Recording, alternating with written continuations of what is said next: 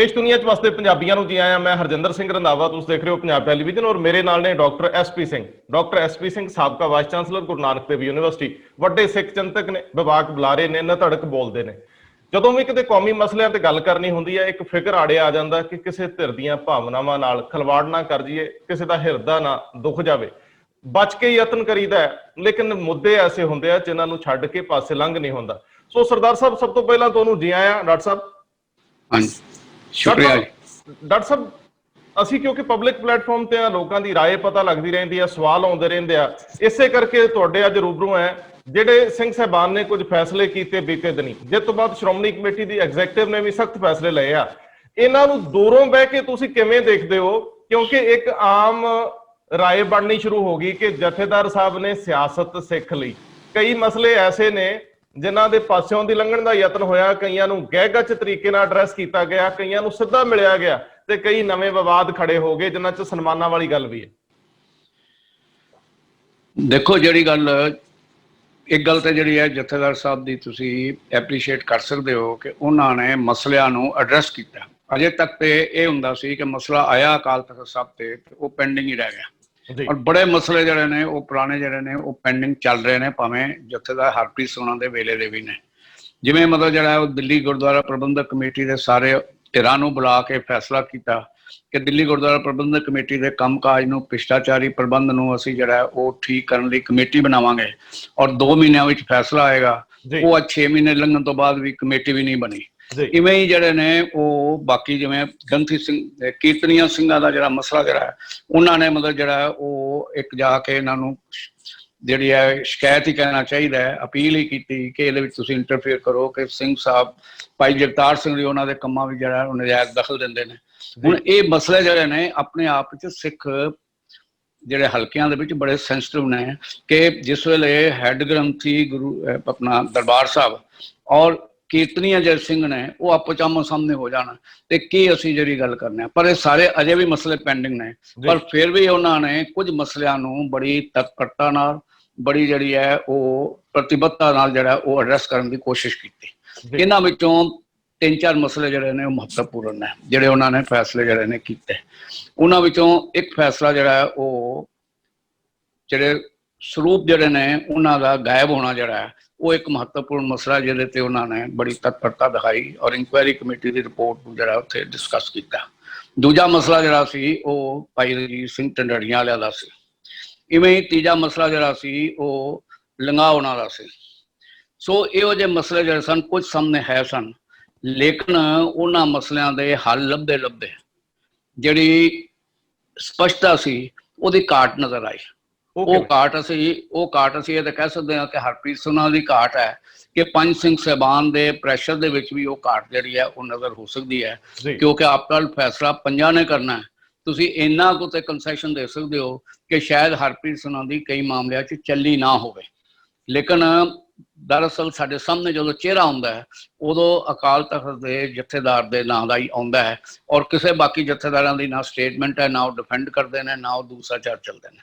ਹੁਣ ਸਮੱਸਿਆ ਇਹ ਹੈ ਕਿ ਇਹ ਜਿਹੜੇ ਮਸਲਿਆਂ ਦੇ ਹੱਲ ਲੱਭੇ ਨੇ, ਇਹਨਾਂ ਦੇ ਹੱਲ ਲੱਭਣ ਦੀ ਥਾਂ ਦੇ ਉੱਤੇ ਹੋਰ ਉਲਝਣਾਂ ਜਿਹੜੀਆਂ ਨੇ ਪੈਦਾ ਹੋ ਗਈਆਂ ਨੇ। ਉਲਝਣਾਂ ਇਸ ਕਰਕੇ ਪੈਦਾ ਹੋਈਆਂ ਨੇ ਕਿ ਜਿਹੜੀ ਬਿਹਾਈਂਡ ਦਾ ਸੀਨ, ਅੰਦਰੂਨੀ ਤੌਰ ਦੇ ਉੱਤੇ ਜਿਹੜੀਆਂ ਪੇਚੀਦਗੀਆਂ ਨੇ ਉਹਨਾਂ ਨੂੰ ਟੱਚ ਨਹੀਂ ਕੀਤਾ। ਉਹਦੇ 'ਚ ਆਪਣੇ ਆਪ ਜਿਹੜੀ ਹੈ ਉਹ ਰਾਜਨੀਤੀ ਵੀ ਸ਼ਾਮਲ ਹੈ, ਉਹਦੇ ਵਿੱਚ ਮਜਬੂਰੀਆਂ ਵੀ ਸ਼ਾਮਲ ਨੇ, ਔਰ ਉਸ ਦੇ ਵਿੱਚ ਮਸਲੇ ਨੂੰ ਐਵੇਂ ਦਬਾਉਣ ਦੀ ਗੱਲ ਔਰ ਵਕਤ ਟਾਲਣ ਦੀ ਗੱਲ ਵੀ ਜਿਹੜੀ ਹੈ ਕੀਤੀ ਜਾ ਸਕਦੀ ਹੈ।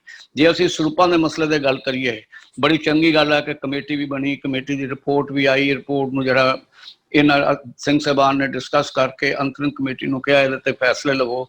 ਇੱਥੋਂ ਤੱਕ ਤੇ ਜਿਹੜੀ ਗੱਲ ਜਿਹੜੀ ਠੀਕ ਹੈ।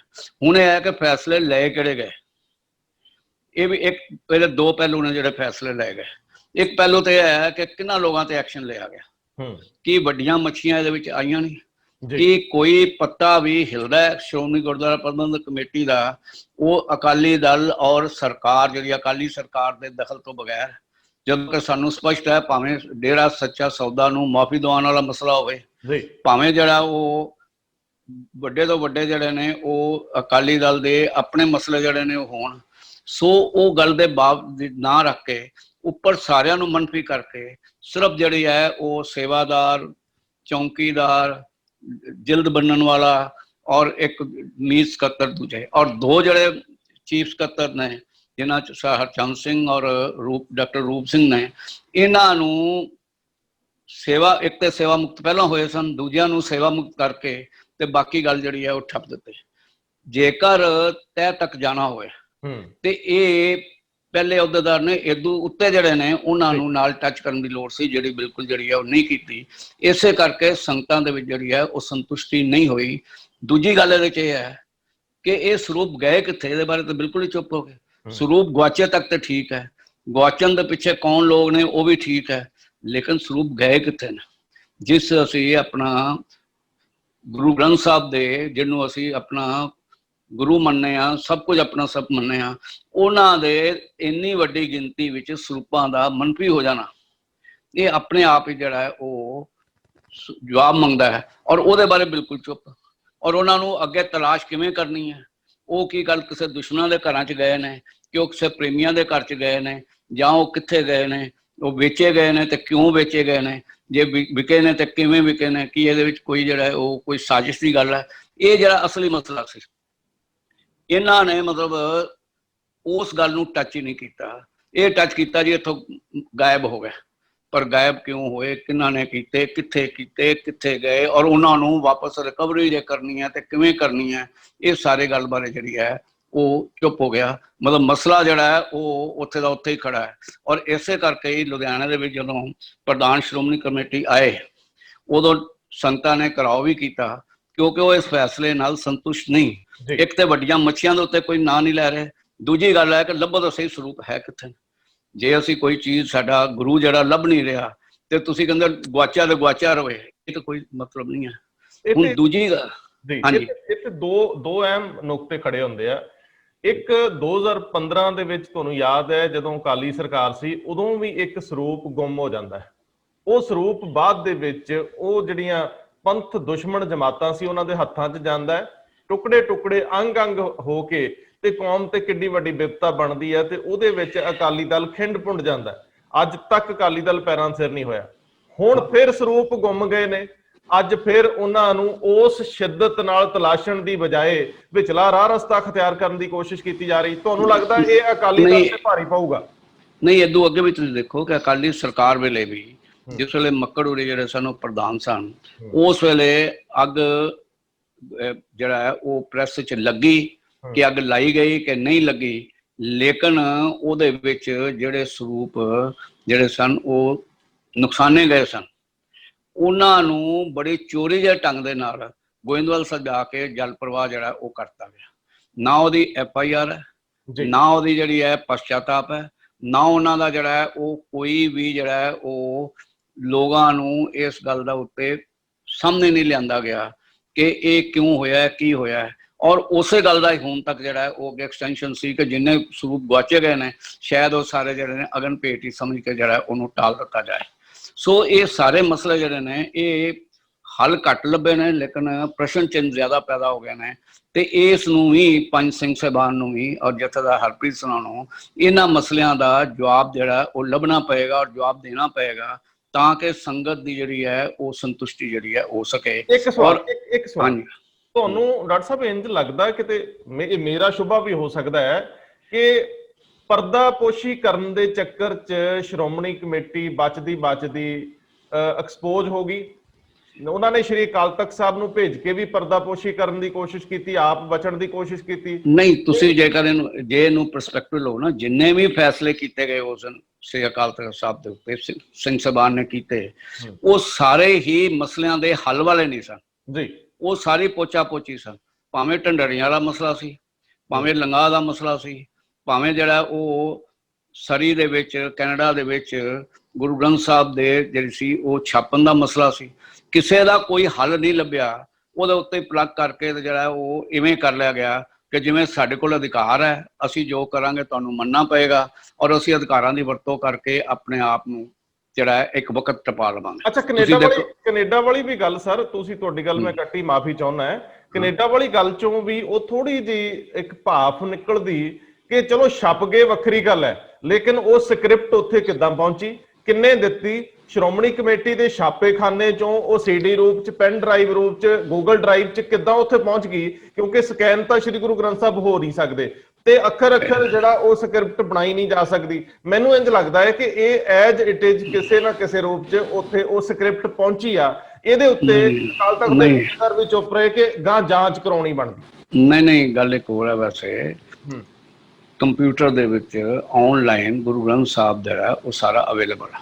ਅੱਛਾ, ਮਤਲਬ ਜੇ ਤੁਸੀਂ ਵੀ ਹੁਣ ਵੀ ਜਿਹੜਾ ਬੇਸ਼ੱਕ ਜਦੋਂ ਮਰਜ਼ੀ ਇਹਨੂੰ ਪੂਰਾ ਗੁਰੂ ਗ੍ਰੰਥ ਸਾਹਿਬ, ਔਰ ਲੋਕ ਜਿਹੜਾ ਦੂਜੇ ਦੇਸ਼ਾਂ 'ਚ, ਬਾਹਰਲੇ ਦੇਸ਼ਾਂ 'ਚ ਜਿਹੜੇ ਬਹੁਤ ਲੋਕ ਜਿਹੜੇ ਨੇ ਘਰ ਪ੍ਰਕਾਸ਼ ਨਹੀਂ ਕਰਦੇ, ਉਹ ਗੁਰੂ ਗ੍ਰੰਥ ਸਾਹਿਬ ਦਾ ਅਖੰਡ ਪਾਠ ਵੀ ਕੰਪਿਊਟਰ ਦੇ ਉੱਤੇ ਸਾਹਮਣੇ ਸਕਰੀਨ ਤੇ ਬੈਠ ਕੇ ਕਰਦੇ ਜੀ ਜੀ। ਸੋ CD ਦਾ ਆਪਣੇ ਆਪ 'ਚ ਬਹੁਤ ਵੱਡਾ ਮਸਲਾ ਜਿਹੜਾ ਹੈ ਉਹ ਕੋਈ ਨਹੀਂ ਜੀ। ਦੂਜਾ, ਕਿਉਂਕਿ ਇੱਥੇ ਵੀ ਪ੍ਰਿੰਟਿੰਗ ਜਿਹੜੀ ਹੈ CD ਦੀ ਕਰਦੀ ਹੈ, ਜੇ ਸੈਂਚੀਆਂ ਛਾਪਦੇ ਹੋ ਤਾਂ ਵੀ ਜਿਹੜੀ ਹੈ ਉਹ CD ਨਾਲ ਹੀ ਕਰਦੇ ਹੋ। ਸੋ ਪੈਨ ਡਰਾਈਵ ਦਾ ਮਸਲਾ ਜਿਹੜਾ ਉਹ ਹੈ। ਲੇਕਿਨ ਮੇਨ ਗੱਲ ਇਹ ਹੈ ਕਿ ਕੀ ਇਹ ਗੱਲ ਉੱਥੋਂ ਪ੍ਰੈਸ ਚੁੱਕ ਲਈ, ਉੱਥੋਂ ਗੁਰੂ ਗ੍ਰੰਥ ਸਾਹਿਬ ਜਿਹੜਾ ਪ੍ਰਕਾਸ਼ਕ ਸਨ ਉਹ ਚੁੱਕ ਲਏ, ਉਦੋਂ ਬਾਅਦ ਉਹਦੇ ਕਾਗਜ਼ ਵੀ ਚੁੱਕ ਲਿਆ, ਮਸ਼ੀਨ ਕਿਉਂ ਚੁੱਕੀ ਹੈ ਜੀ? ਮਤਲਬ ਐਵੇਂ ਬਦਲਾਖੋਰੀ 'ਚ ਦੂਜੀ ਗੱਲ ਵਿੱਚ ਕਿ ਉਹ ਕਿਉਂ, ਮਤਲਬ ਮਸ਼ੀਨ ਦਾ ਉੱਥੇ ਕੀ ਰੋਲ ਹੈ ਜੀ? ਤੁਸੀਂ ਕਹਿ ਦਿਓ ਜੀ ਮਸ਼ੀਨ ਜਿਹੜੀ ਹੈ ਉਹ ਇੱਥੇ ਇਸ ਤੋਂ ਬਾਅਦ ਤੁਸੀਂ ਪ੍ਰਕਾਸ਼ਿਤ ਕੋਈ ਨਹੀਂ ਕਰਨਾ। ਉਹ ਆਪ ਹੀ ਉਹਨੇ ਜਿਹੜਾ ਮਲਕ ਉਹਨਾਂ ਨੇ ਜਵਾਬ ਵੀ ਦਿੱਤਾ। ਉਹਨਾਂ ਪਹਿਲਾਂ ਹੀ ਆਫਰ ਕਰਤੀ ਸੀ ਅਕਾਲ ਤਖਤ ਸਾਹਿਬ ਦੇ ਹੁਕਮਾਂ ਤੋਂ ਪਹਿਲਾਂ ਵੀ ਕਿ ਜੇ ਕੋਈ ਸੰਸਥਾ ਜਿਹੜੀ ਹੈ ਇਹ ਲੈਣਾ ਚਾਹੁੰਦੀ ਹੋਵੇ ਤੇ ਉਹਨੂੰ ਪ੍ਰਕਾਸ਼ਿਤ ਕਰਨਾ ਚਾਹੁੰਦੀ ਹੋਵੇ, ਮੈਂ ਸਾਰਾ ਕੁਝ ਜਿਹੜਾ ਦੇਣ ਨੂੰ ਤਿਆਰ, ਨਾ ਕਿ ਇਹਨੂੰ ਬੰਦ ਕਰਕੇ ਜਿਹੜਾ ਉਹ ਸਟੋਰ 'ਚ ਬੰਦ ਕਰ ਦਿਓ। ਇਹ ਗੱਲ ਜਿਹੜੀ ਹੈ ਉਹ ਨਹੀਂ ਹੈ। ਹੁਣ ਅਜੇ ਵੀ ਮਸਲਾ ਇਹ ਹੈ ਕਿ ਕੀ ਗੁਰੂ ਗ੍ਰੰਥ ਸਾਹਿਬ ਦੇ ਜਿਹੜੇ ਪ੍ਰਕਾਸ਼ ਕਰਨਾ ਚਾਹੁੰਦੇ ਨੇ ਵਿਦੇਸ਼ਾਂ 'ਚ, ਜਿਹੜੇ ਬੜੇ ਵੱਡੀ ਗਿਣਤੀ 'ਚ ਸਿੱਖ ਜਿਹੜੇ ਨੇ ਹੈ ਨੇ ਔਰ ਬੜੇ ਪ੍ਰਤੀਬੱਧ ਸਿੱਖ ਨੇ, ਉਹਨਾਂ ਨੂੰ ਬੀੜਾਂ ਪਹੁੰਚਾਉਣ ਦਾ ਕੀ ਪ੍ਰਬੰਧ ਹੋਏਗਾ? ਕਦੀ ਚਾਰਟਰਡ ਪਲੇਨ ਦੀ ਗੱਲ ਹੁੰਦੀ ਹੈ।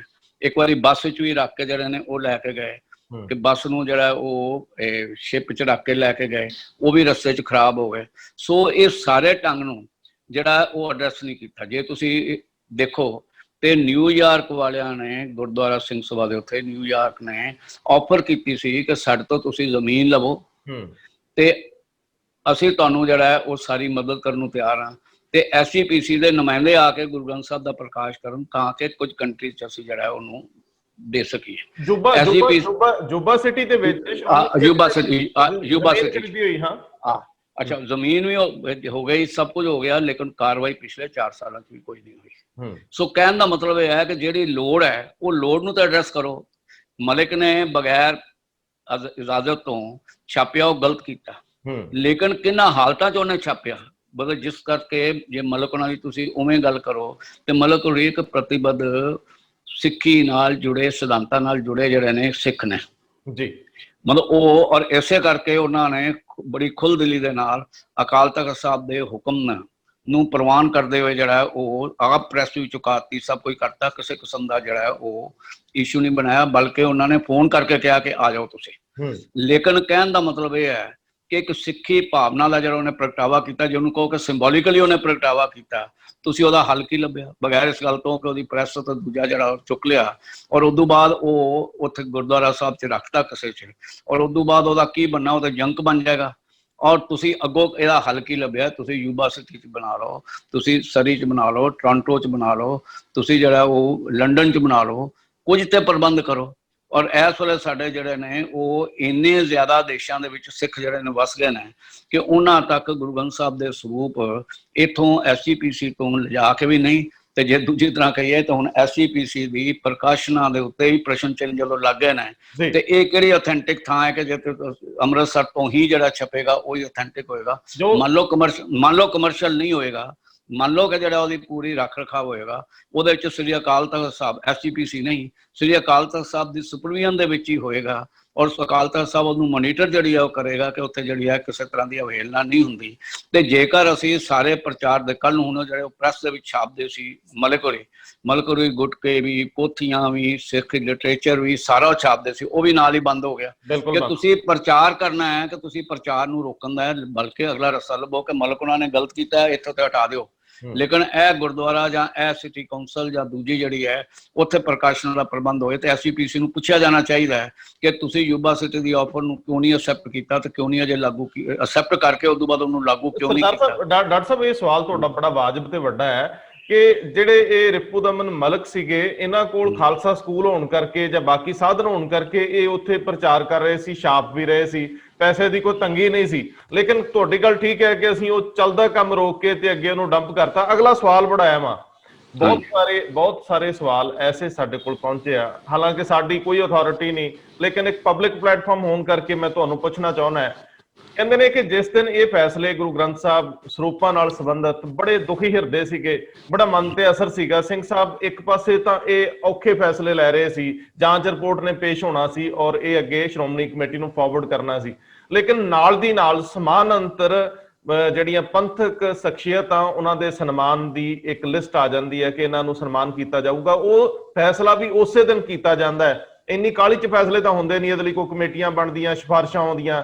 ਇਹ ਸਾਰੀ ਚੀਜ਼ ਨੂੰ ਲੈ ਕੇ ਵੀ ਲੋਕ ਸੋਚਦੇ ਆ ਕਿ ਇਹ ਪ੍ਰਕਿਰਿਆ ਕਦੋਂ ਸ਼ੁਰੂ ਹੋਈ ਸੀ, ਕਿੱਥੋਂ ਆਈ, ਰਿਕਮੈਂਡੇਸ਼ਨ ਕਿਹਦੀਆਂ ਸੀ, ਫੈਸਲੇ ਕਿਹਨਾਂ ਨੇ ਕੀਤੇ, ਕਿਹੜੇ ਵਿਦਵਾਨ ਸ਼ਾਮਲ ਸੀ ਜਿਨ੍ਹਾਂ ਨੂੰ ਸਨਮਾਨ ਕੀਤਾ ਜਾਣਾ। ਸੋ ਇਹ ਮੇਰਾ ਕੋਈ ਸਵਾਲ ਨਹੀਂ, ਇਹ ਲੋਕਾਂ ਦੇ ਜਿਹੜੇ ਮੇਰੇ ਕੋਲ ਸਵਾਲ ਆਏ ਆ, ਕਿਉਂਕਿ ਤੁਸੀਂ ਵਿਦਵਾਨ ਹੋ, ਵਿਦਵਾਨਾਂ ਚ ਬਹਿੰਦੇ ਹੋ, ਤਾਂ ਮੈਂ ਪੁੱਛਦਾ ਕਿ ਇੱਕ ਤੇ ਉਸ ਦਿਨ ਦੋ ਫੈਸਲੇ ਇਕੱਠੇ, ਦੋਵੇਂ ਬਿਲਕੁਲ ਵੱਖਰੀ ਨੇਚਰ ਦੇ, ਤੇ ਦੂਜੇ ਬੰਨੇ ਸਨਮਾਨ ਕਰਨ ਵਾਲਿਆਂ ਦਾ ਫੈਸਲਾ ਕਿਸ ਆਧਾਰ ਤੇ ਕੀਤਾ ਗਿਆ ਤੇ ਕਾਹਲੀ ਚ ਕਿਉਂ ਕੀਤਾ ਗਿਆ?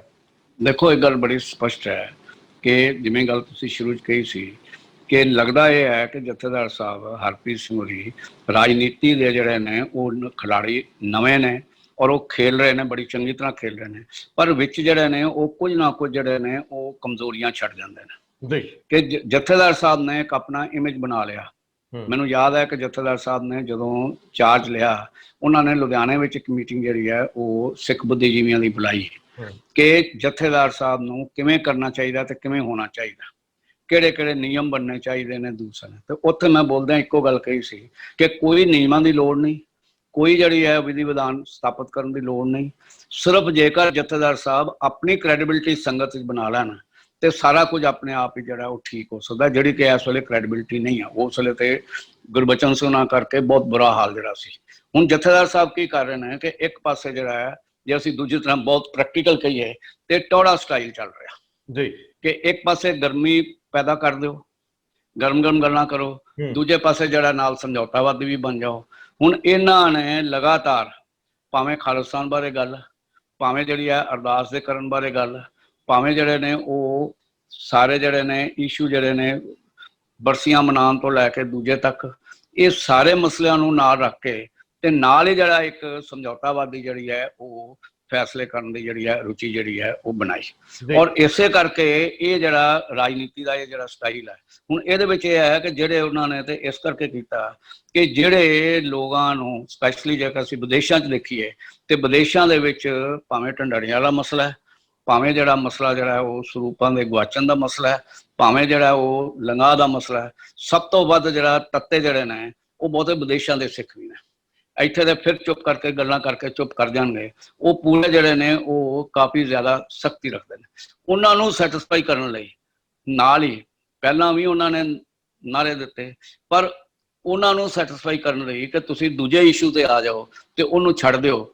ਤੇ ਇਸ ਕਰਕੇ ਜਿਹੜਾ ਉਹ ਹੁੰਦਾ, ਜਿਵੇਂ ਆਪਣਾ ਹੁਣ ਜੇ ਅਸੀਂ ਅੱਜ ਦੀ ਰਾਜਨੀਤੀ ਦੀ ਗੱਲ ਕਰੀਏ ਤੇ ਜਿਸ ਵੇਲੇ ਕੋਈ ਮਸਲਾ ਜਿਹੜਾ ਹੁਣ ਅੱਜ ਕੱਲ੍ਹ ਇਕਨੋਮਿਕ ਦਾ ਮਸਲਾ ਆਇਆ ਸੈਂਟਰਲ ਗਵਰਨਮੈਂਟ ਦੇ ਸਾਹਮਣੇ ਕਿ GDP ਜਿਹੜੀ ਆ ਉਹ ਬਹੁਤ ਘਟ ਗਈ ਹੈ, ਤੇ ਦੂਜੇ ਪਾਸੇ ਸੁਸ਼ਾਂਤ ਮਰਡਰ ਕੇਸ ਨੂੰ ਪੇਸ਼ ਕਰ ਲਓ, ਦੂਜੇ ਪਾਸੇ ਚੀਨ ਦਾ ਮਸਲਾ ਜਿਹੜਾ ਲੈ ਆਓ, ਉਹ ਤਾਂ ਕਿ ਲੋਕ ਇਕਨੋਮਿਕ ਸਥਿਤੀ ਦੀ ਗੱਲ ਨਾ ਕਰਨ। ਸੋ ਇਹ ਸਟਾਈਲ ਜਿਹੜਾ ਹੈ ਇਹ ਜਥੇਦਾਰ ਸਾਹਿਬ ਦਾ ਹੈ ਕਿ ਇੱਕ ਪਾਸੇ ਮਿੱਠੀ ਗੋਲੀ ਦੇ ਕੇ ਆਪਣੇ ਕੰਮ ਕਢਾ ਲਓ, ਦੂਜੇ ਪਾਸੇ ਤੱਤਾ ਨਾਰਾ ਦੇ ਕੇ ਲੋਕਾਂ ਨੂੰ ਜਿਹੜਾ ਉਹ ਦੂਜੇ ਪਾਸੇ ਪਾ ਲਓ। ਸੋ ਇਹ ਤੇ ਉਹਨਾਂ ਦੀ ਰਾਜਨੀਤੀ ਦਾ ਸਟਾਈਲ ਹੈ। ਪਰ ਜੋ ਕੁਝ ਸਾਡੇ ਸਾਹਮਣੇ ਹੈ ਤੇ ਜਿਹੜੇ ਜਥੇਦਾਰਾਂ ਦੀ ਜਿਹੜੀ ਹੈ ਕਾਰਗੁਜ਼ਾਰੀ ਹੈ, ਉਹਦੇ ਵਿੱਚ ਇਹ ਹੈ ਕਿ ਪੰਥ ਦੇ ਵਿੱਚ ਦਫੇੜ ਪੈਣ ਦੇ ਜ਼ਿਆਦਾ ਚਾਂਸ ਜਿਹੜੇ ਨੇ ਉਹ ਬਣ ਗਏ। ਪਹਿਲੀ ਗੱਲ ਤਾਂ ਇਹ ਜਿੱਥੇ ਸਰੂਪ ਗਵਾਚਣ ਦੀ ਗੱਲ ਹੈ, ਜਿਹੜੀ ਗੱਲ ਮੀਡੀਆ ਵੀ ਚੁੱਪ ਹੈ ਤੇ ਜਿਹੜੀ ਗੱਲ ਜਿਹੜੀ ਹੈ ਜਥੇਦਾਰ ਸਾਹਿਬ ਬਿਲਕੁਲ ਹੀ ਚੁੱਪ ਨੇ ਕਿ ਇਸ਼ੂ ਰੇਜ਼ ਕਿਹਨੇ ਕੀਤਾ ਸੀ। ਬਿਲਕੁਲ ਇਹ ਇਸ਼ੂ ਜਿਹੜਾ ਹੈ ਇਹ ਰੇਜ਼ ਕੋਈ ਕੁਲਵੰਤ ਸਿੰਘ ਨੇ ਨਹੀਂ ਕੀਤਾ, ਕਮਲਜੀਤ ਨੇ ਨਹੀਂ ਕੀਤਾ, ਇਹ ਬੇਸਿਕ ਇਸ਼ੂ ਰੇਜ਼ ਕੀਤਾ ਹੈ ਹਿਊਮਨ ਰਾਈਟਸ ਦਾ ਜਿਹੜਾ ਸਿੱਖ ਹਿਊਮਨ ਰਾਈਟਸ ਦੀ ਕਮੇਟੀ ਬਣੀ ਹੋਈ ਹੈ, ਜਿਹਦੇ ਚੇਅਰਮੈਨ ਜਿਹੜੇ ਨੇ ਅਜੀਤ ਸਿੰਘ ਬੈਂਸ ਨੇ ਔਰ ਜਿਨ੍ਹਾਂ ਦੇ ਅੰਮ੍ਰਿਤਸਰ ਦੇ ਵਿੱਚ ਪ੍ਰਤੀਨਿਧ ਜਿਹੜਾ ਸਰਬਜੀਤ ਸਿੰਘ ਵੇਰਕਾ ਨੇ। ਉਹਨਾਂ ਨੇ ਇਹ ਸਾਰੇ ਤੱਤ ਇਕੱਠੇ ਕਰਕੇ ਦੂਜੇ ਕਰਕੇ ਤੇ ਉਸ ਵੇਲੇ ਵੀ ਜਿਹੜਾ ਉਹ ਆਪਣੀਆਂ ਗੱਲਾਂ ਬਾਤਾਂ ਵਿੱਚ ਉਹਨਾਂ ਨੇ ਪੰਥਕ ਹਲਕਿਆਂ 'ਚ ਇਹ ਗੱਲ ਕਹੀ ਸੀ जी और वो कहते कि अज भी मेरे को जरा पूरे पूरे डॉक्यूमेंट ने कि कौन कौन ये जरा जिम्मेवार सी और जिन्होंने लोगों ने कहते सजा दी है, ये तो कहते बहुत छोटिया चीज़ां सन। वड्डे लोग जड़े सन इनवॉल्व सन, उन्होंने मतलब जरा ये की है ਉਹਦੇ ਬਾਰੇ क्यों नहीं गल करते। और सारी तुसी देखो डिस्कशन ਦੇ ਵਿੱਚ ਸਰਬਜੀਤ ਸਿੰਘ ਵੇਰਕਾ ਦਾ ਨਾਂ ਹੀ ਨਹੀਂ ਕਿਤੇ ਆਉਂਦਾ जी ਕਿਤੇ ਜਿਹੜਾ ਹੈ ਉਹ ਸਿੱਖ ਹਿਊਮਨ ਰਾਈਟ ਕਮਿਸ਼ਨ ਨੇ ਜਿਹੜਾ ਕੰਮ ਕੀਤਾ ਹੈ ਅਜੀਤ ਸਿੰਘ ਬੈਂਸ ਉਹਨਾਂ ਦੀ ਪ੍ਰਧਾਨਗੀ ਦੇ ਵਿੱਚ, ਉਹਦੀ ਚਰਚਾ ਹੀ ਕੋਈ ਨਹੀਂ ਹੁੰਦੀ। ਤੇ ਜੇਕਰ ਸੱਚੀ-ਮੁੱਚੀ ਤਹਿ ਤੇ ਪਹੁੰਚਣਾ ਹੋਵੇ ਤੇ ਸਰਬਜੀਤ ਸਿੰਘ ਵੇਰਕਾ ਨਾਲ ਬੈਠ ਕੇ ਪੁੱਛ ਕੇ ਸਾਰਾ ਕੁਝ ਜਿਹੜਾ ਸੀ ਉਹ ਕਾਰਵਾਈ ਜਿਹੜੀ ਸੀ ਹੋਣੀ ਚਾਹੀਦੀ ਸੀ। ਪਰ ਰਾਜਨੀਤੀ ਇਹ ਹੈ ਕਿ ਉੱਪਰਲੇ ਬੰਦਿਆਂ ਨੂੰ ਬਚਾਉਣਾ। ਇਵੇਂ ਹੀ ਮਸਲਾ ਜਿਹੜਾ ਹੈ ਉਹ ਤੁਸੀਂ ਢੰਡਰੀਆਂ ਵਾਲਿਆਂ ਦਾ ਲੈ ਲਓ। ਢੰਡਰੀਆਂ ਵਾਲਾ ਦਾ ਮਸਲਾ ਹੈ ਕੀ? ਢੰਡਰੀਆਂ ਦਾ ਮਸਲਾ ਇੰਨਾ ਕੁ ਹੈ ਕਿ ਜਿਹੜੇ ਗੁਰੂ ਗ੍ਰੰਥ ਸਾਹਿਬ ਤੋਂ ਇਲਾਵਾ ਗ੍ਰੰਥ ਨੇ, ਜਿਨ੍ਹਾਂ ਵਿੱਚ ਦਸਮ ਗ੍ਰੰਥ ਤੇ ਜਿਹੜਾ ਪੰਥ ਪ੍ਰਕਾਸ਼ ਤੇ ਦੂਜੇ ਗ੍ਰੰਥ ਨੇ, ਸੂਰਜ ਪ੍ਰਕਾਸ਼, ਪੰਥ ਪ੍ਰਕਾਸ਼, ਭਾਈ ਗਿਆਨ ਸਿੰਘ ਦਾ ਪੰਥ ਪ੍ਰਕਾਸ਼, ਸੂਰਜ ਪ੍ਰਕਾਸ਼, ਇਹਨਾਂ ਦੇ ਵਿੱਚ ਜਿਹੜੀਆਂ ਕਹਾਣੀਆਂ ਨੇ, ਇਹਨਾਂ ਦੇ ਵਿੱਚ ਜਿਹੜੀਆਂ ਕਥਾਵਾਂ ਨੇ, ਉਹ ਨੇ ਜਿਹੜੀਆਂ ਪੰਥਕ ਰਵਾਇਤਾਂ ਦੇ ਹਿਸਾਬ ਨਾਲ ਠੀਕ ਨਹੀਂ। ਔਰ ਇਹ ਕੰਟਰੋਵਰਸੀ ਬੜੇ ਚਿਰ ਤੋਂ ਚਲਦੀ ਸੀ, ਲੇਕਿਨ ਉਹ ਕੰਟਰੋਵਰਸੀ ਜਿਹੜੀ ਸੀ ਉਹ ਕੁਝ ਪ੍ਰਚਾਰਕਾਂ ਤੱਕ ਤੇ ਬੁੱਧੀਜੀਵੀਆਂ ਤੱਕ ਸੀ। ਜਿਵੇਂ ਮਿਸ਼ਨਰੀ ਜਿਹੜੇ ਨੇ ਉਹ ਨਹੀਂ ਸਨ ਮੰਨਦੇ, ਜਿਹੜੇ ਕੀਰਤਨੀ ਜਥੇ ਵਾਲੇ ਉਹ ਨਹੀਂ ਸੀ ਮੰਨਦੇ, ਉਹ ਇੱਕ ਵਖਰੇਵਾਂ ਜਿਹੜਾ ਚੱਲਦਾ ਸੀ। ਪ੍ਰੋਫੈਸਰ ਦਰਸ਼ਨ ਸਿੰਘ ਜਿਹੜੇ ਅਕਾਲ ਤਖ਼ਤ ਸਾਹਿਬ ਦੇ ਜਥੇਦਾਰ ਵੀ ਰਹੇ, ਉਹ ਵੀ ਇਸੇ ਦਸਮ ਗ੍ਰੰਥ ਦੇ ਇਸ਼ੂ ਦੇ ਉੱਤੇ ਹੀ ਉਹਨਾਂ ਨੂੰ ਪੰਥ ਚੋਂ ਛੇਕਿਆ ਗਿਆ। ਇਵੇਂ ਜਿਹੜਾ ਉਹ ਕਾਲਾ ਅਫਗਾਨਾ ਔਰ ਸਨ ਗੁਰਬਖਸ਼ ਸਿੰਘ, ਇਹ ਸਾਰੇ ਮਸਲੇ ਜਿਹੜੇ ਸਨ ਉਹ ਚੱਲਦੇ ਸਨ। ਪਰ ਪਹਿਲੀ ਵਾਰੀ ਇੱਕ ਵਾਰੀ ਹੋਇਆ ਕਿ ਦਸਮ ਗ੍ਰੰਥ ਬਾਰੇ ਜਿਹੜੀ ਚਰਚਾ ਜਿਹੜੀ ਹੈ ਉਹ ਇੱਕ ਡੇਰੇ ਤੋਂ ਸ਼ੁਰੂ ਹੋਈ ਜੀ। ਅਜੇ ਤੱਕ ਜਿੰਨੇ ਡੇਰੇ ਸਨ, ਭਾਵੇਂ ਉਹ ਦਮਦਮੀ ਟਕਸਾਲ ਦਾ ਡੇਰਾ ਸੀ ਤੇ ਭਾਵੇਂ ਉਹ ਨਾਨਕਸਰ ਵਾਲਾ ਡੇਰਾ ਸੀ, ਭਾਵੇਂ ਜਿਹੜੇ ਨੇ ਦੂਜੇ ਸੰਤਾਂ ਦੇ ਡੇਰੇ ਸਨ, ਉਹ ਸਾਰੇ ਇਹਨਾਂ ਸਾਰੀਆਂ ਗੱਲਾਂ ਬਾਰੇ ਚੁੱਪ ਸਨ ਤੇ ਅਨਕਨਸਰਨ ਸਨ। ਤੇ ਉਹ ਹਾਮੀ ਵੀ ਭਰਦੇ ਸਨ ਕਿ ਕਿਉਂਕਿ ਇਹਨਾਂ ਸਾਖੀਆਂ ਦੇ ਉੱਤੇ ਪ੍ਰਚਾਰ ਜਿਹੜੇ ਨੇ ਉਹ ਹੁੰਦੇ ਸਨ। ਲੇਕਿਨ ਇੱਕ ਡੇਰੇ ਨੇ ਜਦੋਂ ਚੈਲੰਜ ਕੀਤਾ ਤੇ ਉਹ ਇੱਕ ਬੜਾ ਵੱਡਾ ਚੈਲੰਜ ਲੱਗਾ ਆਪਣਾ ਦਮਦਮੀ ਟਕਸਾਲ ਨੂੰ। ਤੇ ਉਹ ਜਿਹੜਾ ਟਾਕਰਾ ਜਿਹੜਾ ਬਣ ਗਿਆ ਦਮਦਮੀ ਟਕਸਾਲ ਔਰ ਢੰਡਾਰੀਆਂ ਵਾਲੇ ਦਾ। ਹੁਣ ਸਮੱਸਿਆ ਅਸਲੀ ਤੇ ਦਸਮ ਗ੍ਰੰਥ ਦੀ ਅਥੈਂਸਿਟੀ ਬਾਰੇ ਹੈ। ਦਸਮ ਗ੍ਰੰਥ ਬਾਰੇ ਬੜੀ ਰਿਸਰਚ ਹੋਈ ਹੈ। ਡਾਕਟਰ ਰਤਨ ਸਿੰਘ ਜੱਗੀ ਦਾ PhD ਦਾ ਥੀਸਿਸ ਵੀ ਜਿਹੜਾ ਉਹ ਦਸਮ ਗ੍ਰੰਥ ਦੇ ਉੱਤੇ ਹੀ ਹੈ। ਸੋ ਇਹ ਸਾਰਾ ਕੁਝ ਜਿਹੜਾ ਐਨਾਲਿਸਿਸ ਕਰਨ ਦੀ ਲੋੜ ਹੈ ਕਿ ਦਸਮ ਗ੍ਰੰਥ ਦੀ ਜਿਹੜੀ ਹੈ ਉਹ ਪ੍ਰਮਾਣਿਕਤਾ ਜਿਹੜੀ ਹੈ ਤੇ ਉਹਦੀ ਜਿਹੜੀ ਹੈ ਗੁਰੂ ਗ੍ਰੰਥ ਸਾਹਿਬ ਦੇ ਮੁਕਾਬਲੇ ਤੇ ਉਹਦੀ ਹਸੀਅਤ ਜਿਹੜੀ ਹੈ ਉਹਦਾ ਫੈਸਲਾ ਕਰਨਾ ਤੇ ਸਾਰੇ ਮਸਲੇ ਜਿਹੜੇ ਨੇ ਨਾਲ ਜਿਹੜੇ ਨੇ ਉਹ ਡਿਵਾਈਡ ਹੋ ਸਕ।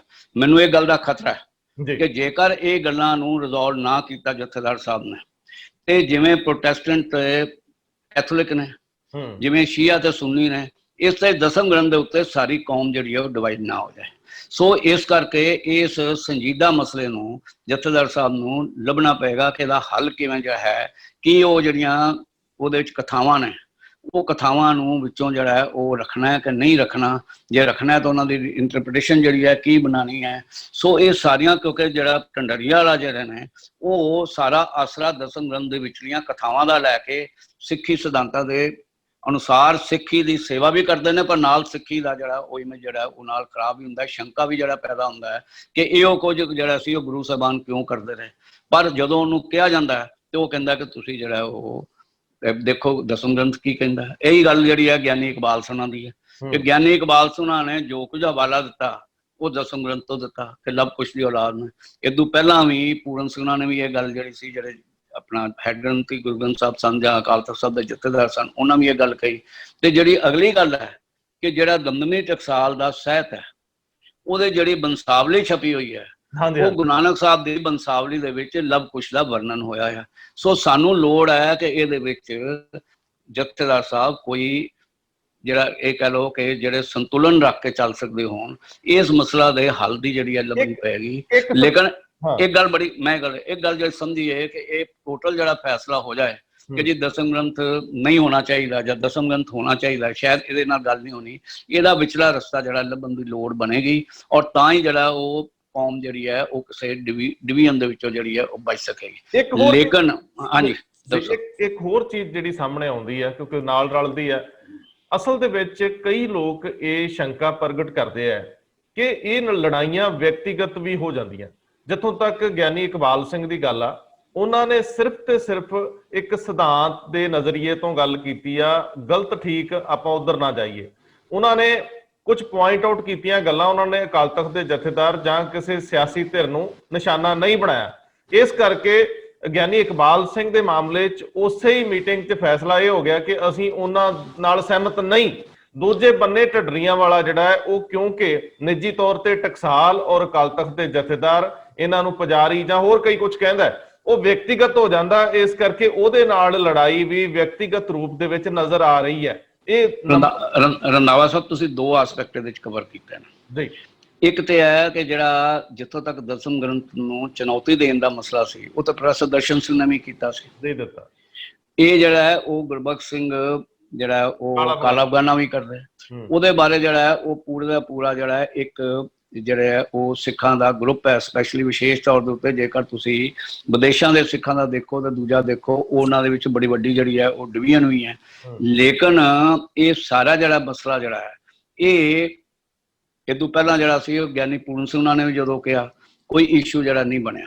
ਇਸ਼ੂ ਹੁਣ ਇਸ ਵੇਲੇ ਇਹ ਹੈ, ਪਹਿਲੀ ਗੱਲ ਤੇ ਇਹ ਹੈ ਕਿ ਜਿਹੜਾ ਸਿੰਘ ਸਾਹਿਬ ਗਿਆਨੀ ਇਕਬਾਲ ਸਿੰਘ ਉਹਨਾਂ ਨੇ ਇਸ਼ੂ ਰੇਜ਼ ਕੀਤਾ, ਉਦੋਂ ਕੀਤਾ ਜਦੋਂ ਰਾਮ ਜਨਮ ਭੂਮੀ ਦੇ ਉੱਤੇ ਜਿਹੜਾ ਹੈ ਇੱਕ RSS ਦੇ ਏਜੰਡੇ ਨੂੰ ਡਾਇਰੈਕਟਲੀ ਸਪੋਰਟ ਕਰਨ ਲਈ, ਔਰ ਮੋਦੀ ਦਾ ਉੱਥੇ ਕਹਿਣਾ ਕਿ ਮਤਲਬ ਜਿਹੜਾ ਗੁਰੂ ਗੋਬਿੰਦ ਸਿੰਘ ਉਹਨਾਂ ਨੇ ਵੀ ਰਾਮਾਇਣ ਲਿਖੀ, ਇਹ ਸਾਰੀ ਗੱਲ ਦਾ ਮਤਲਬ ਸੀ ਕਿ ਉਹ ਇੱਕ ਏਜੰਡੇ ਤੇ ਕੰਮ ਕਰਦੇ ਸੀ। ਲੋੜ ਤੇ ਉਸ ਏਜੰਡੇ ਨੂੰ ਰੋਕਣ ਦੀ ਸੀ ਕਿ ਗਿਆਨੀ ਇਕਬਾਲ ਸਿੰਘ ਨੂੰ ਕਿਉਂ ਨਹੀਂ ਅਕਾਲ ਤਖਤ ਸਾਹਿਬ ਤੇ ਕੀਤਾ ਗਿਆ, ਜਦੋਂ ਕਿ ਢੰਡਰੀਆ ਵਾਲੇ ਨੂੰ ਜਿਹੜਾ ਉਹ ਕੀਤਾ ਗਿਆ। ਹੁਣ ਇਹਦੇ ਪਿੱਛੇ ਕਾਰਨ ਕੀ ਹੈ?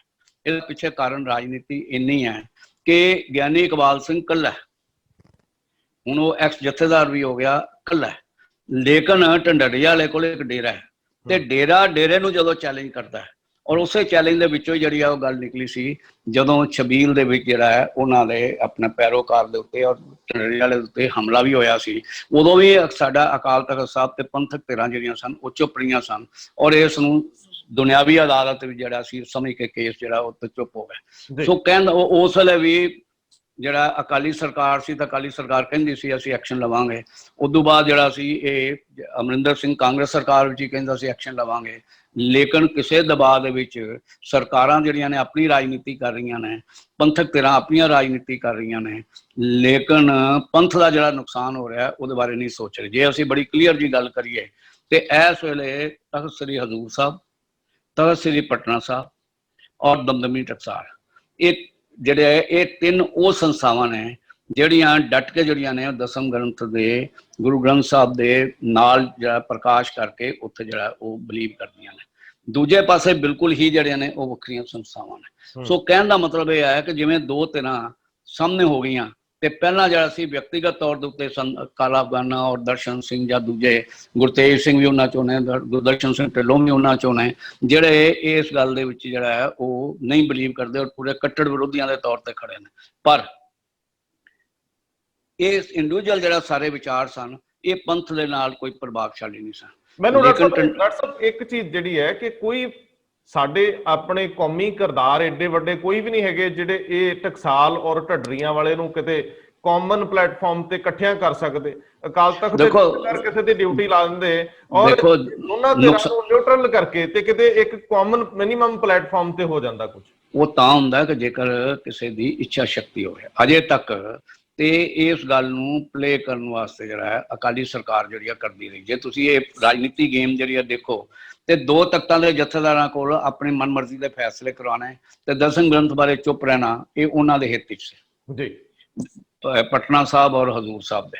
ਤੇ ਦਮਦਮੀ ਟਕਸਾਲ ਦਾ ਕਿਉਂਕਿ ਉਹਦੇ ਵਿੱਚ ਜਿਹੜਾ ਉਹ ਡੇਰਾ ਮੁਖੀ ਨਹੀਂ, ਉਹ ਜਿਹੜੀ ਹੈ ਉਹ ਸੰਤ ਸਮਾਜ ਦੇ ਵੀ ਮੁਖੀ ਜਿਹੜਾ ਬਣਾ ਕੇ ਤੇ ਪੂਰੇ ਜਿਹੜੇ ਡੇਰਿਆਂ ਦੇ ਉੱਤੇ ਇਨਡਾਇਰੈਕਟਲੀ ਵੋਟ ਦੀ ਰਾਜਨੀਤੀ ਅਕਾਲੀ ਸਰਕਾਰ ਨੇ ਜਿਹੜੀ ਕੀਤੀ ਉਹਨੂੰ ਨਾਲ ਜਿਹੜਾ ਲੈ ਕੇ ਚੱਲਿਆ।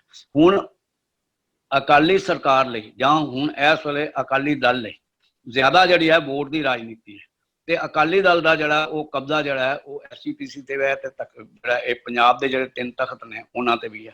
ਸੋ ਹੁਣ ਗੱਲ ਤੇ ਜਿੱਥੇ ਤੁਸੀਂ ਸ਼ੁਰੂ ਕੀਤੀ ਸੀ ਗੱਲ ਤੇ ਰਾਜਨੀਤੀ ਦੀ ਹੈ, ਲੇਕਿਨ ਲੋੜ ਤੇ ਹੈ ਕਿ ਜਿਹੜੇ ਜਥੇਦਾਰ ਸਾਹਿਬ ਵਿਸ਼ੇਸ਼ ਤੌਰ ਤੇ ਅਕਾਲ ਤਖਤ ਸਾਹਿਬ ਦੇ ਜਥੇਦਾਰ ਇਸ ਰਾਜਨੀਤੀ ਤੋਂ ਉੱਪਰ ਉੱਠ ਕੇ ਗੱਲ ਜਿਹੜੇ ਕਰਦੇ। ਹੁਣ ਜਿਹੜੀ ਸੁਖਬੀਰ ਸਿੰਘ ਬਾਦਲ ਨੂੰ ਇਹ ਤੌਰ ਤਰੀਕਾ ਐਤਕੀ ਭਾਰੀ ਨਹੀਂ ਪੈ ਰਿਹਾ ਲੱਗਦਾ ਤੁਹਾਨੂੰ? ਨਹੀਂ, ਭਾਰੀ ਪੈ ਗਿਆ, ਲੇਕਿਨ ਜੋ ਸਵਾਲ ਹੈ ਕਿ ਜਿਸ ਵੇਲੇ ਇਲੈਕਸ਼ਨ ਦੇ ਵਿੱਚ ਰਾਜਨੀਤੀ ਦੇ ਵਿੱਚ ਜਦੋਂ ਆਉਣਾ ਹੈ ਤੇ ਉਸ ਮਤਲਬ ਤੁਸੀਂ ਇਹ ਦੇਖੋ ਨਾ ਕਿ ਪਟਿਆਲੇ ਦੇ ਵਿੱਚ ਇੱਕ ਸਰੂਪ ਦੇ ਜਿਹੜਾ ਹੈ ਉਹ ਗਾਇਬ ਹੋਣ ਦੇ ਉੱਤੇ ਉੱਥੇ ਧਰਨਾ ਲਾਉਣ ਤੇ ਚਲੇ ਗਏ ਅਕਾਲੀ ਦਲ ਵਾਲੇ, ਲੇਕਿਨ ਬਰਗਾੜੀ ਦੇ ਮਾਮਲੇ ਵਿੱਚ ਜਾਂ ਸਰੂਪ ਗੁਆਚੇ ਹੋਣ ਦੇ ਮਾਮਲੇ ਦੇ ਵਿੱਚ ਬਿਲਕੁਲ ਚੁੱਪ। ਸੋ ਕਹਿਣ ਦਾ ਮਤਲਬ ਇਹ ਹੈ ਕਿ ਜਥੇਦਾਰ ਸਾਹਿਬ ਰਾਜਨੀਤੀ ਦੇ ਡਾਇਰੈਕਟ ਹਿੱਸੇਦਾਰ ਨਾ ਹੋਣਾ, ਲੇਕਿਨ ਉਹ ਰਾਜਨੀਤੀ ਕਰਨ ਇਹਦਾ ਕਰ ਰਹੇ ਨੇ। ਇੱਕ ਆਖਰੀ ਸਵਾਲ, ਹਾਂਜੀ, ਜਦੋਂ ਏਡੇ ਉੱਚੇ ਅਹੁਦੇ ਤੇ ਬੰਦਾ ਬੈਠਦਾ ਹੈ, ਉਹ ਬੰਦਾ ਨਹੀਂ ਹੁੰਦਾ, ਉਹ ਇੱਕ ਸੰਸਥਾ ਹੋ ਜਾਂਦਾ ਹੈ, ਉੱਥੇ ਪਸੰਦਗੀ ਜਾਂ ਨਾ ਪਸੰਦਗੀ ਮੈਟਰ ਨਹੀਂ ਕਰਦੀ ਕਿ ਜਥੇਦਾਰ ਨੂੰ ਕੀ ਪਸੰਦ ਹੈ ਕੀ ਨਹੀਂ ਪਸੰਦ, ਉਹ ਬਿਲਕੁਲ ਨਿਰਪੱਖ ਹੋਣੇ ਚਾਹੀਦੇ ਆ।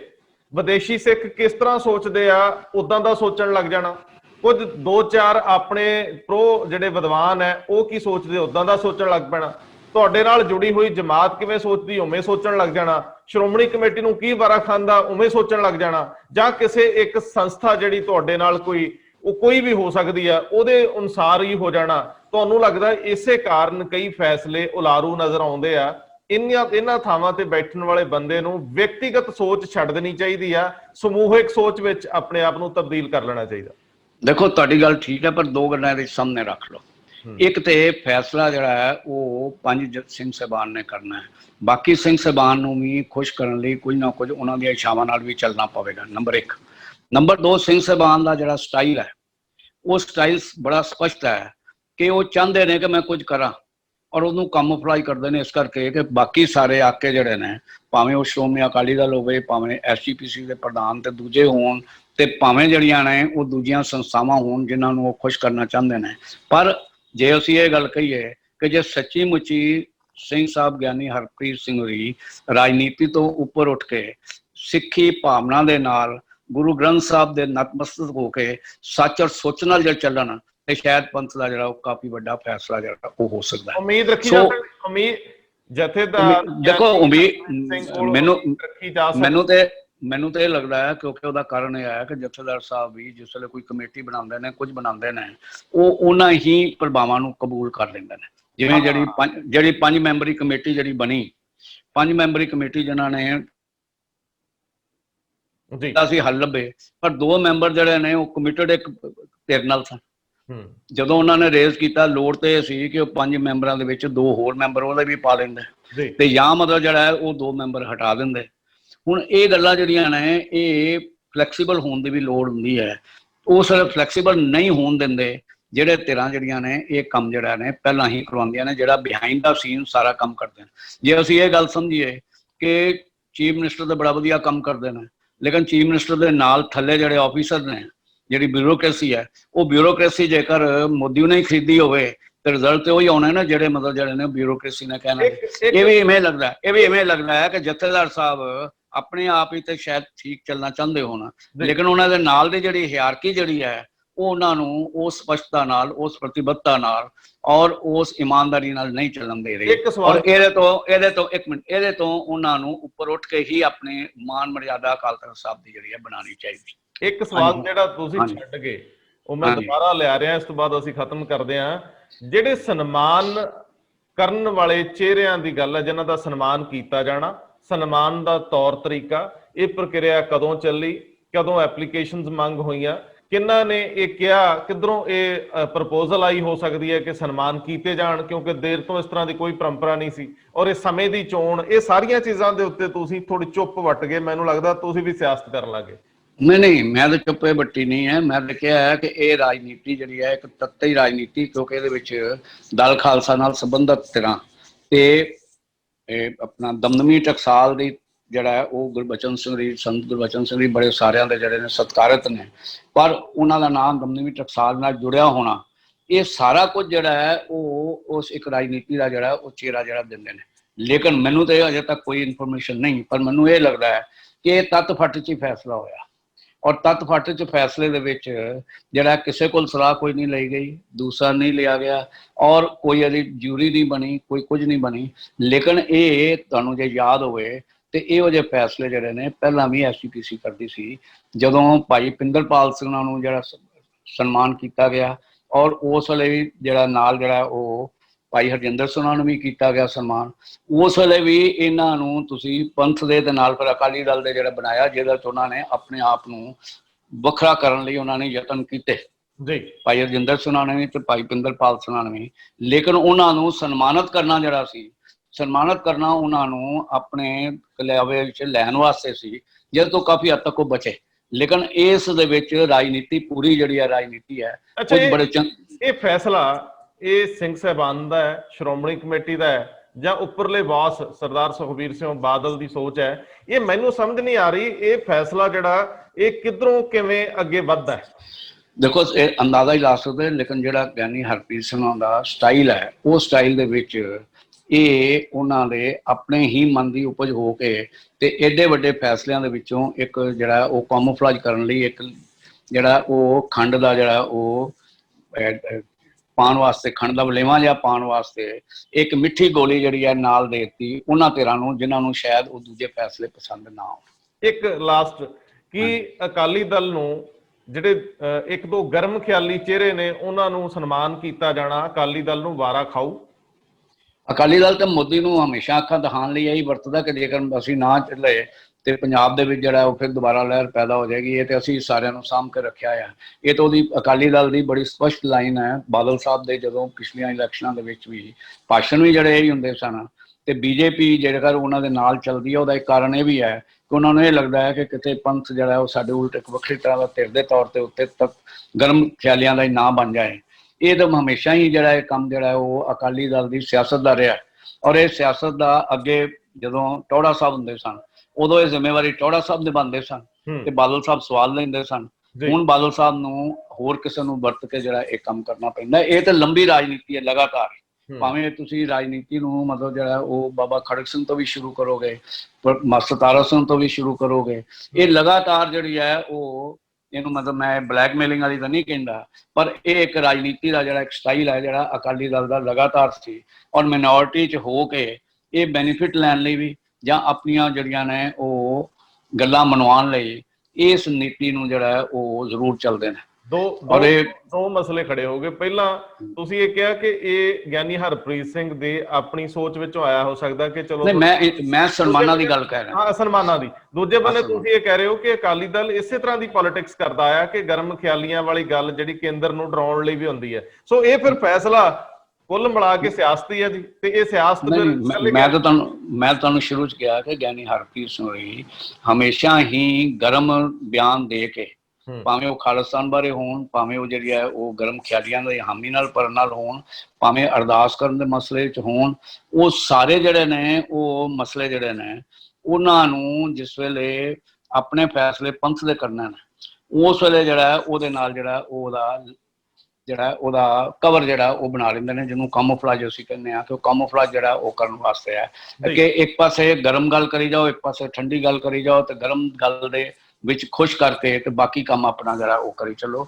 ਪੂਰੀ ਉਹ ਰਾਜਨੀਤੀ ਜਿਹੜੀ ਹੈ ਮੋਦੀ ਦੀ ਵੀ ਇਹੀ ਰਾਜਨੀਤੀ ਹੈ, ਟਰੰਪ ਦੀ ਵੀ ਇਹੀ ਰਾਜਨੀਤੀ ਹੈ, ਔਰ ਇਹ ਜਿਹੜੀ ਹੈ ਉਹ ਜਥੇਦਾਰ ਸਾਹਿਬ ਦੀ ਵੀ ਇਹੀ ਰਾਜਨੀਤੀ ਹੈ, ਬਾਦਲਾਂ ਦੀ ਵੀ ਇਹੀ ਰਾਜਨੀਤੀ ਜਿਹੜੀ ਹੈ ਉਹ ਚੱਲਦੀ ਹੈ। ਇਹ ਹੁਣ ਸੰਗਤ ਕਿੰਨਾ ਕੁ ਕਿਤੇ ਇਤਬਾਰ ਕਰਦੀ ਹੈ ਇਹ ਆਪਣੇ ਆਪ ਹੀ ਜਿਹੜਾ ਉਹ ਹੈ, ਲੇਕਿਨ ਇੱਕ ਕ੍ਰੈਡੀਬਿਲਿਟੀ ਜਿਹੜੀ ਹੈ ਉਹ ਅਕਾਲ ਤਖਤ ਸਾਹਿਬ ਦੀ ਸਥਾਪਿਤ ਹੋਣੀ ਸ਼ੁਰੂ ਹੋਈ ਸੀ, ਜਿਹੜੀ ਗਿਆਨੀ ਗੁਰਬਚਨ ਸਿੰਘ ਦੇ ਬਿਲਕੁਲ ਹੀ ਲੋਐਸਟ ਲੈਵਲ ਤੇ ਸੀ। ਮੇਰੀ ਤੇ ਇੰਨੀ ਕੁ ਅਪੀਲ ਹੈ ਕਿ ਗਿਆਨੀ ਹਰਪ੍ਰੀਤ ਸਿੰਘ ਉਹਨਾਂ ਨੂੰ ਉਸੇ ਹੀ ਸਿਦਕ ਦਿਲੀ, ਸਾਬਤ ਕਦਮੀ ਔਰ ਪ੍ਰਤੀਬੱਧਤਾ ਦੇ ਨਾਲ ਪੰਥਕ ਸਿਧਾਂਤਾਂ ਦੇ ਉੱਤੇ ਪਹਿਰਾ ਦਿੰਦੇ ਹੋਏ ਜਿਹੜਾ ਹੈ ਉਹ ਬਗੈਰ ਕਿਸੇ ਲਗ ਲਬੇੜ ਦੇ, ਬਗੈਰ ਕਿਸੇ ਡਰ ਦੇ, ਬਗੈਰ ਕਿਸੇ ਇਨਫਲੂਐਂਸ ਨੂੰ ਪ੍ਰਵਾਨ ਕਰਦੇ ਜੇ ਉਹ ਕੰਮ ਕਰਨ ਤੇ ਇਸ ਵੇਲੇ ਪੰਥ ਜਿਹੜਾ ਕਈ ਸੰਕਟਾਂ 'ਚੋਂ ਚੱਲ ਰਿਹਾ ਉਹਦੇ ਲਈ ਉਹ ਸਹੀ ਅਗਵਾਈ ਕਰਨ ਦੇ ਸਮਰੱਥ ਹੈ ਨਾ। ਸ਼ਾਇਦ ਸਾਨੂੰ ਹੋਰ ਕੋਈ ਧਾਰਮਿਕ ਨੇਤਾ ਜਿਹੜਾ ਉਹ ਇਸ ਵੇਲੇ ਸਾਹਮਣੇ ਨਜ਼ਰ ਨਹੀਂ ਆਉਂਦਾ ਜਿਹੜਾ ਇਸ ਗੱਲ ਨੂੰ ਜਿਹੜਾ ਉਹ ਇੰਨੀ ਹੀ ਮਤਲਬ ਜਿਹੜੀ ਹੈ ਉਹ ਸਮਰੱਥਾ ਨਾਲ ਕਰ ਸਕੇ। ਸਾਨੂੰ ਸ਼ੁਭ ਇਛਾਵਾਂ ਚਾਹੀਦੀਆਂ ਨੇ ਗਿਆਨੀ ਹਰਪ੍ਰੀਤ ਸਿੰਘ ਉਹਨਾਂ ਲਈ, ਲੇਕਿਨ ਨਾਲ ਹੀ ਉਹਨਾਂ ਨੂੰ ਜਿਹੜੀ ਹੈ ਉਹ ਰਿਕੁਐਸਟ ਹੈ ਕਿ ਗੁਰੂ ਉਹਨਾਂ ਨੂੰ ਸਮਰੱਥਾ ਬਖਸ਼ੇ ਕਿ ਉਹ ਇਹੋ ਜਿਹੇ ਜਿਹੜੇ ਨੇ ਭੁੱਲ ਭੁਲੇਖੇ ਪਾ ਕੇ ਜਿਹੜਾ ਧਾਰਮਿਕ ਜਿਹੜੀ ਹੈ ਉਹ ਇਹ ਘੇਰਾ ਜਿਹੜਾ ਉਹਨੂੰ ਗੰਦਲਾ ਨਾ ਕਰਨ। ਸਰਦਾਰ ਸਾਹਿਬ ਬਹੁਤ ਮਿਹਰਬਾਨੀ। ਔਰ ਮੈਂ ਦੋਸਤੋ ਇਹ ਜ਼ਰੂਰ ਮਹਿਸੂਸ ਕਰਦਾ ਸਾਰੀ ਗੱਲਬਾਤ ਦੇ ਵਿੱਚੋਂ ਕਿ ਗਿਆਨੀ ਹਰਪ੍ਰੀਤ ਸਿੰਘ ਜੇਕਰ ਦੇਰ ਤੱਕ ਪੰਥਕ ਹਲਕਿਆਂ ਦੇ ਵਿੱਚ ਪ੍ਰਵਾਨਿਤ ਰਹਿਣਾ ਚਾਹੁੰਦੇ ਆ, ਉਹ ਜਥੇਦਾਰ ਰਹਿਣ ਜਾਂ ਨਾ ਰਹਿਣ ਉਹ ਅਲੱਗ ਇਸ਼ੂ ਹੈ। ਜਿਵੇਂ ਉਹ ਕਿਤਾਬ ਕਲਚਰ ਨਾਲ ਜੁੜੇ ਆ, ਉਹਨਾਂ ਨੂੰ ਕੋਈ ਫੋਨ ਕਰ ਲੇ ਇੱਕ ਆਮ ਪ੍ਰਭਾਵ ਕਹਿੰਦੇ ਜੀ ਕਿਤਾਬ ਪੜ੍ਹਦਾ। ਸੋ ਸਵਾਲ ਇਹ ਹੈ ਕਿ ਜਿਨ੍ਹਾਂ ਵਿਦਵਾਨਾਂ ਨੇ ਪੂਰੀ ਜ਼ਿੰਦਗੀ ਸਿੱਖ ਮਸਲਿਆਂ ਦੇ ਉੱਤੇ ਸਿਰਫ ਰਿਸਰਚ ਅਧਿਐਨ ਤੇ ਲਾਤੀ ਆ, ਉਹਨਾਂ ਵਿਦਵਾਨਾਂ ਨੂੰ ਕੰਸਲਟ ਕਰਨ, ਉਹਨਾਂ ਲਈ ਕੁਝ ਸ਼੍ਰੋਮਣੀ ਕਮੇਟੀ 'ਚ ਜਗ੍ਹਾ ਬਣਾ ਦੇਣ, ਉਹਨਾਂ ਨੂੰ ਜਿਸ ਤਰੀਕੇ ਨਾਲ ਵੱਡੀਆਂ ਸੰਸਥਾਵਾਂ, ਅਸੀਂ ਹਿੰਦੂਆਂ ਦੇ ਖਿਲਾਫ, RSS ਦੇ ਖਿਲਾਫ ਲੱਤ ਡਾ ਕੇ ਰੋਜ਼ ਪ੍ਰਚਾਰ ਕਰਦੇ ਆ, ਖਲੋ ਜਾਂਦੇ, ਕਦੇ ਕੁਝ ਉਹਨਾਂ ਦੀ ਪੋਜ਼ਿਟਿਵ ਗੱਲ ਵੀ ਸਿੱਖ ਲਈਏ ਕਿ ਉਹਨਾਂ ਨੇ ਆਪਣੇ ਵਿਦਵਾਨ ਲੋਕ ਆਪਣੇ ਧਰਮ ਦੇ ਵਿਸਥਾਰ ਲਈ ਲਾਏ ਆ। ਜੇ ਉਹ ਦੂਜਿਆਂ 'ਚ ਦਖਲ ਦਿੰਦੇ ਆ ਅਲੱਗ ਇਸ਼ੂ ਆ, ਲੇਕਿਨ ਜੇਕਰ ਉਹਨਾਂ ਦੀ ਤੁਸੀਂ ਉਸ ਕੁਆਲਿਟੀ ਨੂੰ ਦੇਖਦੇ ਹੋ ਤੇ ਤੁਹਾਡੇ ਅੰਦਰ ਉਸ ਤਰ੍ਹਾਂ ਦੇ ਕਿਹੜੇ ਬੰਦੇ ਆ, ਤੁਹਾਡੇ ਸਾਰੇ ਵਿਦਵਾਨ ਤੁਹਾਡੇ ਵਿਰੋਧ 'ਚ ਖੜੇ ਹੁੰਦੇ ਆ ਕਿ ਅਸੀਂ ਆਪਣੇ ਕੌਮੀ ਸਰੋਤਾਂ ਦੀ ਅੱਗੇ ਫਰਦਰ ਵਿਸਥਾਰ ਲਈ ਜਾਂ ਉਹਨਾਂ ਤੇ ਅਧਿਐਨ ਲਈ ਕੋਈ ਇੰਨੇ ਕੁ ਪੈਸੇ ਨਹੀਂ ਖਰਚ ਸਕਦੇ ਕਿ ਸਾਡੇ ਜਿਹੜੇ ਬੰਦੇ ਯੂਨੀਵਰਸਿਟੀਆਂ 'ਚੋਂ ਰਿਟਾਇਰ ਹੋ ਗਏ 70-80 ਸਾਲ ਦੇ ਆ, ਜਿਨ੍ਹਾਂ ਨੇ ਉਮਰ ਭਰ ਲਾਤੀ ਹੈ, ਉਹਨਾਂ ਨੂੰ ਲਿਆ ਕੇ ਬਿਠਾ ਲਈਏ, ਸਨਮਾਨ ਦਈਏ, ਰੋਟੀ ਪਾਣੀ ਦਾ ਇੰਤਜ਼ਾਮ ਕਰੀਏ ਔਰ ਉਹ ਲੋਕ ਸਾਨੂੰ ਗਾਈਡ ਕਰਦੇ ਰਹਿਣ ਤੇ ਸਿੰਘ ਸਾਹਿਬ ਨੂੰ ਵੀ ਇਸ ਤਰ੍ਹਾਂ ਦੇ ਲੋਕਾਂ ਦੀ ਮਦਦ ਮਿਲਦੀ ਰਹੇ, ਕੋਈ ਵੀ ਅਹੁਦੇ ਤੇ ਹੋਵੇ। ਸੋ ਸਰਦਾਰ ਸਾਹਿਬ ਇੱਕ ਵਾਰੀ ਫਿਰ ਧੰਨਵਾਦ। ਮੈਂ ਇਹ ਗੱਲ ਅਖੀਰ ਤੇ ਕਹਿਣੀ ਚਾਹੁੰਦਾ, ਜਿਹੜੀ ਗੱਲ ਤੁਸੀਂ ਕਹੀ ਹੈ, ਜੇਕਰ ਅਸੀਂ 30ਵੀਂ ਜਾਂ 40ਵੀਂ ਦੀ ਗੱਲ ਕਰੀਏ 1930-40 ਦੇ ਵਿੱਚ, ਉਸ ਵੇਲੇ ਜਿਹੜਾ ਵੀ ਪੰਥ ਦੇ ਉੱਤੇ ਕੋਈ ਮਸਲਾ ਆਉਂਦਾ ਸੀ ਜੀ ਜਾਂ ਕਿਸੇ ਵੀ ਕੰਟਰੋਵਰਸੀ ਚ ਆਉਂਦੀ ਸੀ, ਜੇ ਉਦਾਹਰਨ ਦੇ ਤੌਰ ਤੇ ਵੀ ਕਹੀਏ ਤੇ ਗੁਰਬਖਸ਼ ਸਿੰਘ ਪ੍ਰੀਤਲੋੜਾ ਨੇ ਕਿਤਾਬ ਲਿਖੀ ਸੀ ਪਰਮ ਮਨੁੱਖ ਜੀ, ਉਹਦੇ ਤੇ ਪੂਰਾ ਪੰਥ ਜਿਹੜਾ ਖੜਾ ਹੋ ਗਿਆ ਕਿ ਗਲਤ ਹੈ ਜੀ, ਗੁਰੂ ਸਾਹਿਬ ਨੇ ਜਿਹੜਾ ਮਨੁੱਖ ਕਿਹਾ, ਬੜਾ ਝਗੜਾ ਬਣਿਆ।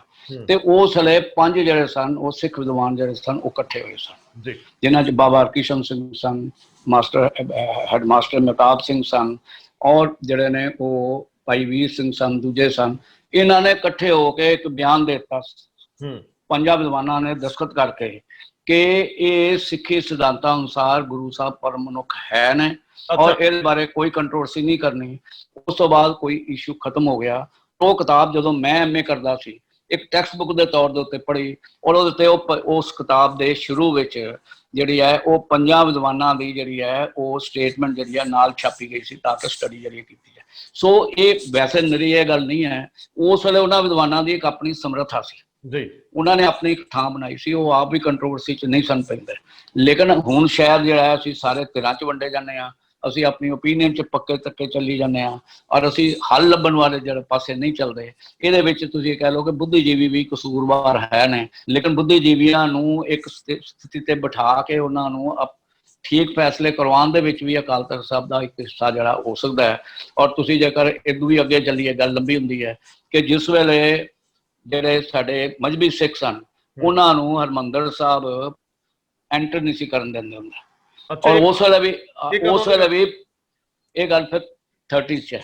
ਅੱਛਾ, ਉਸ ਵੇਲੇ ਵੀ ਫਿਰ 5 ਸਿੰਘ ਸਭਾਨ ਨੇ ਖਾਲਸਾ ਕਾਲਜ ਅਰਦਾਸ ਕਰਕੇ ਉਹਨਾਂ ਜਿਹੜਾ ਮਜ਼੍ਹਬੀ ਸਿੱਖਾਂ ਨੂੰ ਇਕੱਠੇ ਕਰਕੇ ਇਸ਼ਨਾਨ ਕਰਾ ਕੇ ਨਵੇਂ ਕੱਪੜੇ ਪਾ ਕੇ ਸਿਰ ਦੇ ਉੱਤੇ ਜਿਹੜੀ ਹੈ ਦੇਗ ਰਖਾ ਕੇ ਉਹਨਾਂ ਨੂੰ ਜਿਹੜਾ ਕਿਹਾ, ਕਹਿੰਦੇ ਅਸੀਂ ਜਾਵਾਂਗੇ, ਕੁਰਬਾਨੀਆਂ ਦੇਵਾਂਗੇ ਜੇਕਰ ਇਹ ਗੱਲ ਹੋਈ। ਤੇ ਉਹ ਸੰਗਤ ਨੂੰ ਨਾਲ ਲੈ ਕੇ 5 ਜਿਹੜੇ ਸਨ ਪ੍ਰਮੁੱਖ ਜਿਹੜੇ ਸਿੱਖ ਨੇਤਾ ਸਨ, ਵਿਦਵਾਨ ਸਨ, ਉਹਨਾਂ ਨੇ ਅਗਵਾਈ ਕੀਤੀ ਔਰ ਜਿਹੜੇ ਪੁਜਾਰੀ ਸਨ ਜਿਹੜੇ ਉਸ ਵੇਲੇ ਤੱਕ ਦਰਬਾਰ ਸਾਹਿਬ ਦੇ ਅੰਦਰ ਸਨ ਉਹ ਸਾਰੇ ਛੱਡ ਕੇ ਭੱਜ ਗਏ ਕਿ ਅਸੀਂ ਮਜ਼੍ਹਬੀਆਂ ਨੂੰ ਕਿਵੇਂ ਕਰਾਂਗੇ। ਤੇ ਉਹਨਾਂ ਨੇ ਉੱਥੇ ਉਹਨਾਂ ਦੀ ਐਂਟਰੀ ਕਰਵਾ ਕੇ ਅੱਜ ਉਹ ਗੱਲ ਜਿਹੜੀ ਹੈ ਮਸਲਾ ਹੱਲ ਹੋਇਆ। ਸੋ ਕਹਿਣ ਦਾ ਮਤਲਬ ਇਹ ਹੈ ਕਿ ਵਿਦਵਾਨਾਂ ਦੀ ਵੀ ਸਮਰੱਥਾ ਨਹੀਂ ਰਹੀ। ਮਤਲਬ ਮੈਂ ਇਹ ਗੱਲ ਕਿ ਅਸੀਂ ਵੀ ਨੌਕਰੀਆਂ ਕਰਕੇ ਦੂਜੇ ਕਰਕੇ ਸ਼ਾਇਦ ਉਹਨੇ ਜਿਹੜਾ ਹੈ ਉਹ ਸਮਰੱਥਾਵਾਨ ਨਹੀਂ ਹੋਏ ਜਿਸ ਸਮਰੱਥਾ ਦੇ ਵਿੱਚ ਜਿਹੜੇ ਸਾਡੇ ਉਸ ਪੀਰੀਅਡ ਦੇ ਜਿਹੜੇ ਜਿਨ੍ਹਾਂ ਨੇ ਅਗਵਾਈ ਕੀਤੀ। ਤੇ ਲੋੜ ਇਹ ਹੈ ਕਿ ਜੇਕਰ ਪਿੱਛੇ ਥਾਪੜਾ ਜਿਹੜਾ ਹੈ ਉਹ ਸੱਚੀ ਮੁੱਚੀ ਸਿਦਕ ਦਿਲੀ ਨਾਲ ਅਕਾਲ ਤਖ਼ਤ ਸਾਹਿਬ ਦਾ ਹੋਏ ਤੇ ਸ਼ਾਇਦ ਸਾਰੇ ਜਿਹੜੇ ਨੇ ਵਿਦਵਾਨ ਜਿਹੜੇ ਨੇ ਉਹ ਕੋਈ ਇਹੋ ਜਿਹੀ ਗਲਤ ਨਹੀਂ ਹੈ, ਉਹ ਪਾਰਟ ਪਲੇ ਕਰ ਸਕਦੇ ਨੇ। ਪਰ ਉਹਨਾਂ ਦੇ ਪਿੱਛੇ ਵੀ ਇੱਕ ਸਟਰੈਂਥ ਦੀ ਲੋੜ ਹੈ, ਨਾ ਕਿ ਆਪੋ ਜਿਵੇਂ ਗੱਲਾਂ ਕਰਕੇ ਗੱਲ ਜਿਹੜੀ ਹੈ ਉਹ ਖਤਮ ਕਰਦੀ ਜਾਏ। ਸੋ ਇਸ ਗੱਲ ਲਈ ਜਿਹੜਾ ਹੈ ਉਹ ਮਤਲਬ ਕੋਈ ਹਰਿਓ ਬੂਟ ਰਹਿ ਹੋ ਰਹੀ, ਇਹ ਨਹੀਂ ਕਿ ਕੋਈ ਨਹੀਂ ਹੈਗਾ, ਲੇਕਿਨ ਫਿਰ ਵੀ ਸਾਰਾ ਆ ਸਕਦੇ ਨੇ, ਹੱਲ ਲੱਭੇ ਜਾ ਸਕਦੇ ਨੇ। ਜੇ ਹੱਲ ਨਾ ਲੱਭੇ ਤੇ ਪੰਥ ਜਿਹੜਾ ਦਫਾੜ ਹੋਣ ਦੀ ਗੱਲ ਹੈ। ਤੁਸੀਂ ਜੇਕਰ ਅੱਗੇ ਫਿਰ ਇਤਿਹਾਸ ਦੇ ਤੌਰ ਤੇ ਗੱਲ ਦੇਖੋ ਤੇ ਤਖਤ ਖਾਲਸਾ ਤੇ ਬੰਦਈ ਖਾਲਸਾ ਦਾ ਇੱਕ ਵਾਰੀ ਝਗੜਾ ਹੋਇਆ ਸੀ ਔਰ ਉਹ ਝਗੜਾ ਜਿਹੜਾ ਸੀ ਉਸ ਵੇਲੇ ਵੀ ਪੰਥ ਨੂੰ ਡਿਵਾਈਡ ਹੋਣ ਤੱਕ ਸੀ ਔਰ ਪੂਰੀ ਹਿੰਸਕ ਲੜਾਈਆਂ ਤੱਕ ਚੱਲਣ ਵਾਲੀ ਗੱਲ ਸੀ। ਉਸ ਵੇਲੇ ਭਾਈ ਮਨੀ ਸਿੰਘ ਜੀ ਉਸ ਵੇਲੇ ਉਹ ਹੈਡ ਗ੍ਰੰਥੀ ਸਨ ਦਰਬਾਰ ਸਾਹਿਬ ਵਿੱਚ, ਉਹਨਾਂ ਨੇ ਇੰਟਰਵੀਨ ਕਰਕੇ ਤੇ ਫੈਸਲਾ ਕੀਤਾ ਸੀ, ਭਾਵੇਂ ਜਿਹੜੀ ਚਲਦੀ ਕਥਾਵਾਂ ਦੇ ਹਿਸਾਬ ਨਾਲ ਇਹ ਸੀ ਕਿ ਉਹਨਾਂ ਨੇ 2 ਪਰਚੀਆਂ ਹਰਿਮੰਦਰ ਸਾਹਿਬ ਸਰੋਵਰ 'ਚ ਜਿਹੜੀਆਂ ਪਾਈਆਂ, ਇੱਕ ਤਖਤ ਖਾਲਸਾ ਦੀ ਤੇ ਇੱਕ ਬੰਦਈ ਖਾਲਸਾ ਦੀ, ਕਿ ਕਹਿੰਦੇ ਜਿਹੜੀ ਪਰਚੀ ਜਿਹੜੀ ਹੈ ਪਹਿਲਾਂ ਤਾਰਾਏਗੀ ਉਹ ਜਿਹੜਾ ਫੈਸਲਾ ਗੁਰੂ ਦਾ ਹੋਏਗਾ ਔਰ ਉਹਦੇ ਵਿੱਚ ਉਹ ਤਖਤ ਖਾਲਸਾ ਦਾ ਹੋ ਗਿਆ ਤੇ ਬੰਦਈ ਖਾਲਸਾ ਜਿਹੜੇ ਨੇ ਉਹ ਬਾਹਰ ਹੋ ਗਏ। ਸੋ ਕਹਿਣ ਦਾ ਮਤਲਬ ਇਹ ਹੈ ਕਿ ਢੰਗ ਬੜੇ ਨੇ, ਸਾਡਾ ਇਤਿਹਾਸ ਵੀ ਸਾਨੂੰ ਸਿਖਾਉਂਦਾ ਹੈ। ਪਰ ਜੇਕਰ ਅਸੀਂ ਅੰਦਰੋਂ ਜਿਹੜੇ ਨੇ ਸੱਚੇ ਸੁੱਚੇ ਪ੍ਰਤੀਬੱਧ ਔਰ ਇਮਾਨਦਾਰ ਸਿੱਖ ਦੇ ਤੌਰ ਤੇ ਗੁਰੂ ਦੇ ਸਿੱਖ ਬਣ ਕੇ ਗੱਲ ਕਰੀਏ ਤੇ ਫਿਰ ਇਹ ਗੱਲ ਸੰਭਵ ਹੈ। ਹਾਂ, ਇੱਛਾ ਸ਼ਕਤੀ ਦੀ ਲੋੜ ਹੈ। ਬਹੁਤ ਮਿਹਰਬਾਨੀ ਸਰਦਾਰ ਸਾਹਿਬ, ਬਹੁਤ ਧੰਨਵਾਦ, ਬਹੁਤ ਧੰਨਵਾਦ।